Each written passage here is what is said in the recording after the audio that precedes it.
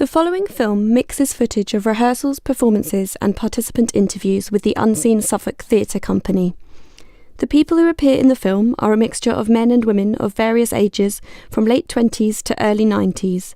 There are about 20 people in total, including participants, volunteers and professional artists. In the rehearsal footage, they wear casual, modern clothing and they move around a large, light hall with a wooden floor. Plastic chairs are scattered around and the floor is marked with white tape. At one point, all the actors walk in a line, holding onto a rope which connects them. Later, they sit and sing, led by a woman with a guitar. Some participants read from paper scripts. An elderly woman plays a drum. The workshop leader talks to the group and guides individuals to different places in the room. As well as moving images, there are some still photographs of rehearsals, with people adopting frozen pictures. In the performance footage, some participants wear old-fashioned clothing. 2 women are seen in floral dresses. Their hair looks dishevelled and unkempt. There is also a modern-day policeman, and some other characters in modern dress. The setting is quite dark, with bright theatre lights shining on the performers. The audience of 16 people sits in a tight circle and the action takes place in the centre. During close-ups of the actors, individual faces of audience members can be seen behind them, watching intently. At one point, a number of ropes are stretched across the centre of the circle at waist height. The audience holds the ends of the ropes as the actors travel through the circle, clambering over and under them. The names of the people who are interviewed are displayed on the screen just before they start speaking. In most instances, the person's face is shown for a few seconds, and then as they continue to speak, workshop and performance footage is shown.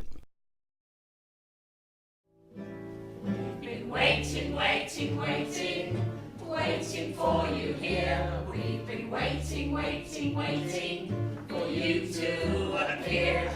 We know you like the story.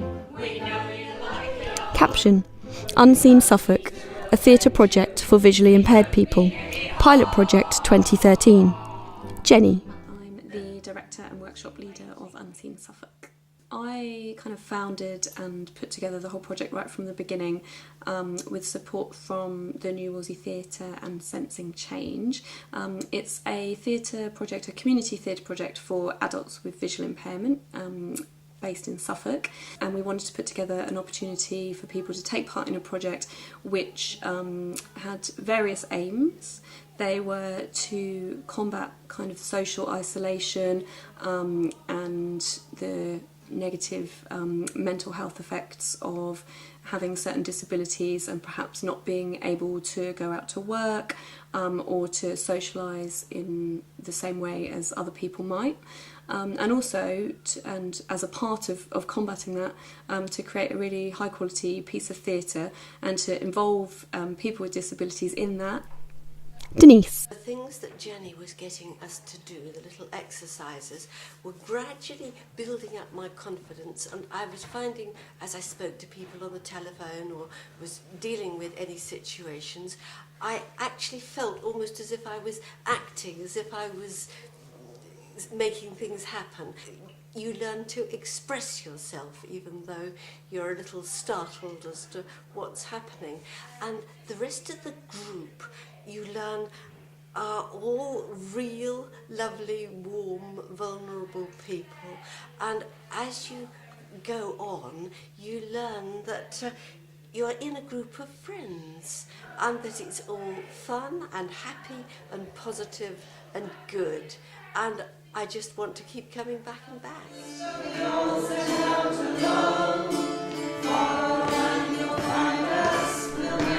Dave.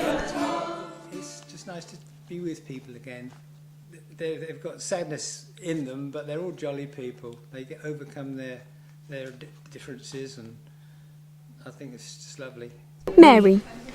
Did a bit of ad-libbing to start with and made little scenes up, and then somebody began to add more to it, and that's how we've been going on, building it as we go along. I'm enjoying watching how it's coming together. Carolyn. Well, it's based on, I've forgotten his name, Plato's philosophy, but I think it touches on what it's like to be blind and the experiences that you have every day that other people just don't realise. And it's called The Allegory of the Cave.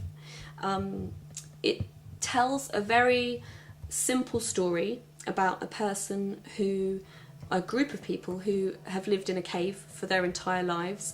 They've never questioned what's on the outside, and they've never felt the need to leave, until one day somebody does leave this cave and discovers there's a huge amount more to life outside. And we felt that this had a lovely parallel with what our group had all done, which was to leave what for some of them was a very isolated lifestyle. Julie. Well, I lost my sight about 3.5 years ago, which was pretty devastating because it wasn't on the cards or anything. And I suppose I had bit of a wilderness year or so where I couldn't find anything. I went to that workshop which Jenny ran, and it was the first day for a long time that I actually felt myself again. It's been interesting working with other people of totally different ages and backgrounds, and that really has been quite enlightening, and I go home with a big smile on my face on Monday. I went through a phase where people said, you must meet other blind people, it'd be good for you. And I sort of said, why? Why would it be good for me? I don't want to be blind, you know, why should I mix with other people? But in fact, it has been, I think a bit of a pun here, an eye-opener to be with other people. We all have the same experiences. Mark. It's not just meeting new people, it's the way that I enjoy drama that I never actually experienced before. I Pam. was quite cautious when I first started, but now I've really enjoyed it, and I look forward to coming each Monday. Francis. Socialises you with other people that have your problems, and everyone's very friendly, and I enjoy the social side of it very much, and doing different kinds of things. It's good. And for lots of people, just being out of the house, doing something that's not tokenistic, it's something real. I think working towards a show was a really important part of that. People's reactions, audiences' reactions to the performance. Not one person said that was great for a piece of community theatre or that was great for blind people. Everybody said that was great. Full stop. Yes, the cave. The cave where I live with the others, where we've been waiting. A policeman interviews a dishevelled woman. Darkness and come out to find Holly. But I'm beginning to wish I hadn't bothered now. You live in a cave? Yes, it's not far away. Down there, past the whispering birds, over the ground that's hollow, and round the corner and past the echoes, and yes, it's down there. I don't know what to do when this project's over. I really don't. I shall be very miserable because it has brought an added dimension back to my life that I did think was gone forever.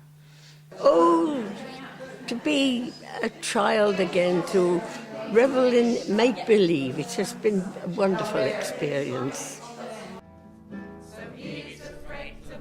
Captions. Funded by Arts Council England. Supported by the New Wolsey Theatre and Sensing Change. Music and dramaturgy, Pat Wymark. Rehearsal photography, Mike Kwasniak. Performance footage, Joseph Valentine, New Wolsey Theatre. Video filmed and edited by Caroline Gardiner. Project conceived, produced and delivered by Jenny Holton. Logos, New Wolsey Theatre, Sensing Change, Arts Council England.